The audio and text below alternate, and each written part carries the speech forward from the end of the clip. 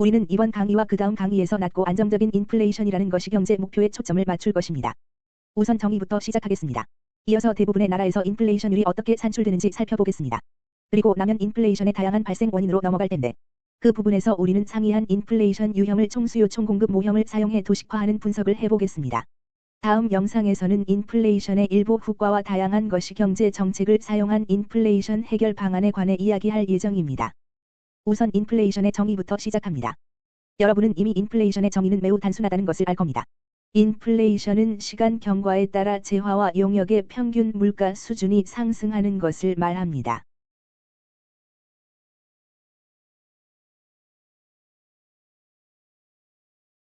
아주 간단합니다. 인플레이션은 물가가 상승할 때를 말합니다. 이젠 미시 경제 개념인 가격 인상과 인플레이션 사이를 구분해 봅시다. 미시 경제학에서는 자동차 연료나 랩톱 컴퓨터와 같은 특정 재화에 대한 시장을 이야기할 수 있습니다. 연료나 랩톱 가격의 인상은 인플레이션이 아닙니다. 미시 경제 개념에서 가격 상승 또는 가격 하락은 특정 재화에 대한 시장에만 적용됩니다. 미시 경제 개념인 가격 상승과 인플레이션을 구분해 보면 인플레이션은 모든 재화와 용역의 평균 물가 수준을 말합니다. 그렇다면 인플레이션은 어떻게 산출되는지 질문이 나올 겁니다. 랩톱 컴퓨터와 같은 특정 재화의 가격 상승과 하락을 구분하기는 매우 쉽습니다. 그러나 인플레이션을 측정하려면 한 나라의 모든 가격에 대한 일종의 지표가 존재해야 합니다. 경제학자들은 보통 국가 수준에서 소비자 물가 지수라는 것을 활용합니다.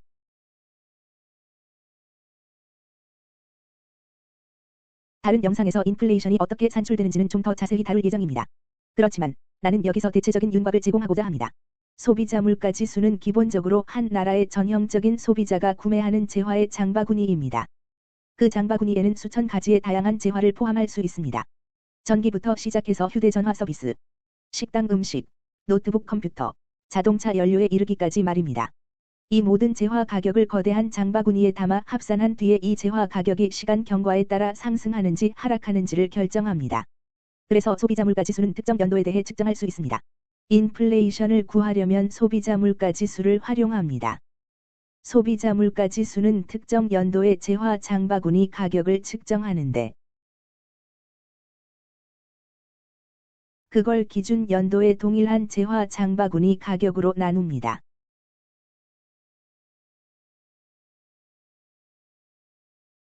결국 기준 연도보다 물가가 올랐는지 줄었는지를 나타내는 지수입니다.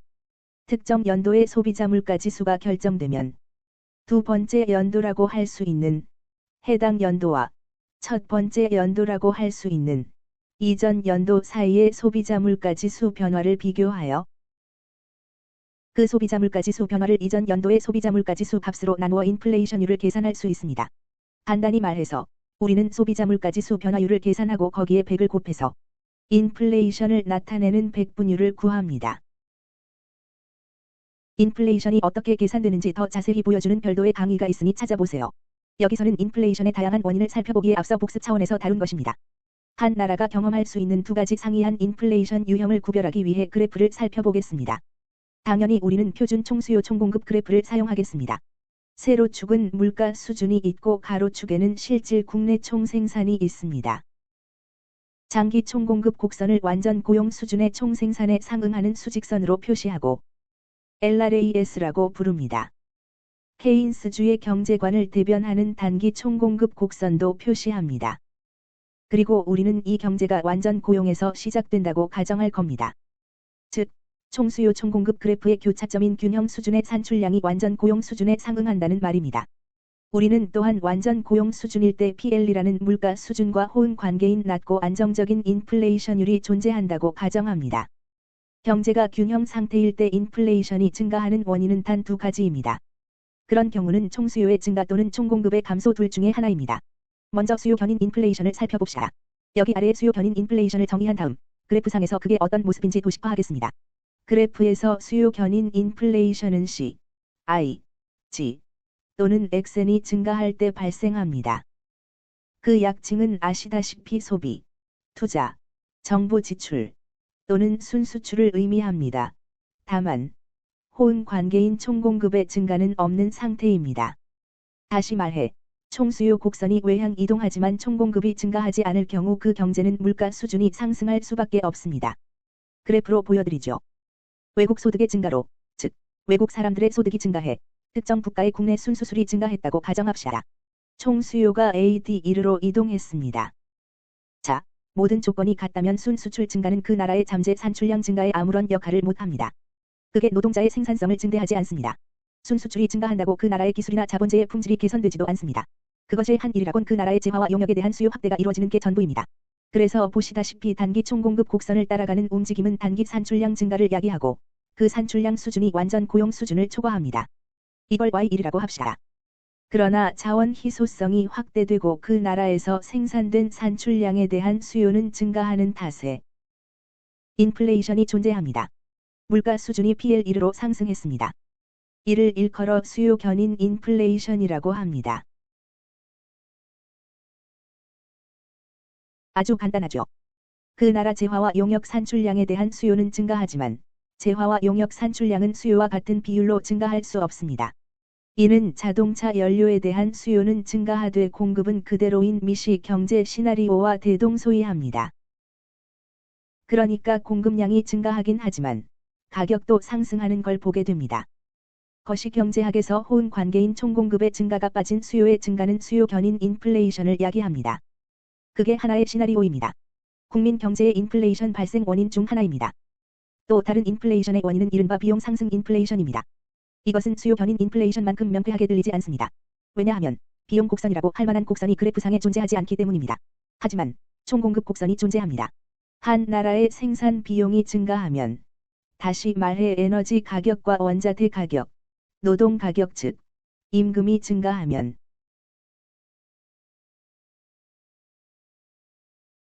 이런 비용 중 어느 하나가 상승하면 단기 총공급 SRAS는 감소하여 물가 수준 상승과 산출물 수요량 감소를 유발합니다.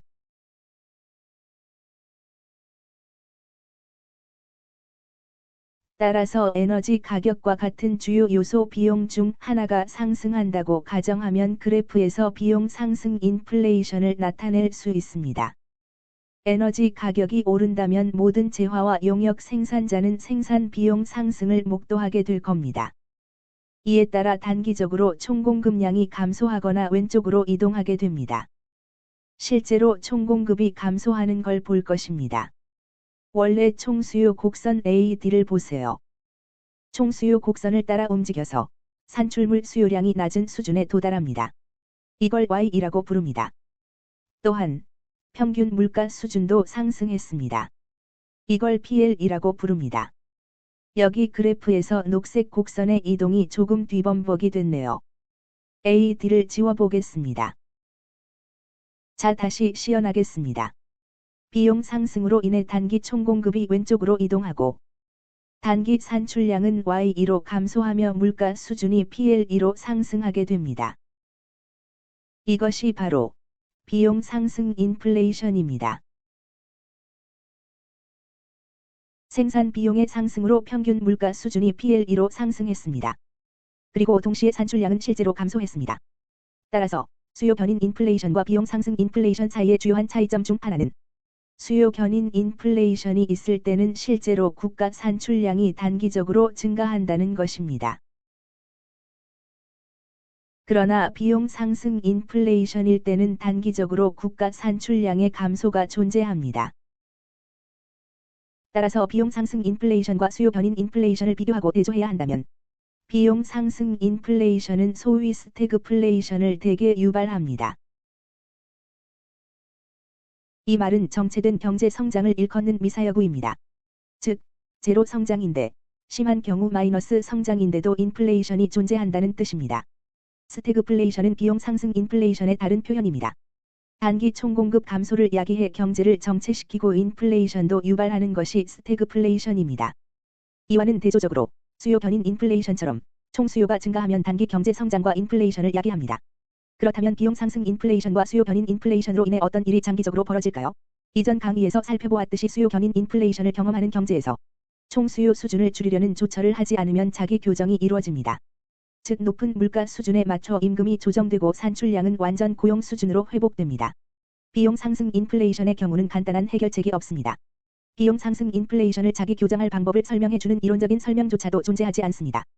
유일한 희망이 있다면 에너지 가격이든 임금이든 생산 비용이 종국에 다시 감소하길 바랄 뿐입니다. 그러면 산출량은 원래의 완전 고용 수준으로 회복될 수 있습니다. 그래프상에서 비용 상승 인플레이션의 결과가 이 같은 실업이라고 가정하면 산출량이 감소하면 실업이 증가한다는 걸 아시지요? 이는 장기적으로 임금 하락으로 이어질 수 있으며 이에 따라 경제는 비용 상승 인플레이션을 벗어나 자기 교정이 가능해집니다. 임금이 낮은 고용 수준에 발맞춰 조정된다면 산출량은 완전 고용 수준으로 복귀하고 수요 곡선을 따라 복귀합니다. 이번 단원의 첫 강의에서 우리는 인플레이션을 정의했습니다. 소비자 물가 지수라는 통계 도구를 사용해 인플레이션을 산출하는 방법도 살펴보았습니다. 아울러 수요 견인 인플레이션과 비용 상승 인플레이션을 구분했습니다. 수요 견인 인플레이션은 그래픽상에서 총수요의 외향 이동과 단기 총공급 곡선상을 따라가는 움직임으로 시현되며 비용 상승 인플레이션은 총공급의 내향 이동과 총수요 곡선을 따라가는 움직임으로 시현됩니다. 다음 영상에서는 인플레이션의 몇 가지 효과와 승자와 패자에 관해 이야기할 예정입니다. 그리고 우리는 정부가 인플레이션율을 낮추기 위해 시도할 만한 다양한 해결책에 관해 이야기할 것입니다.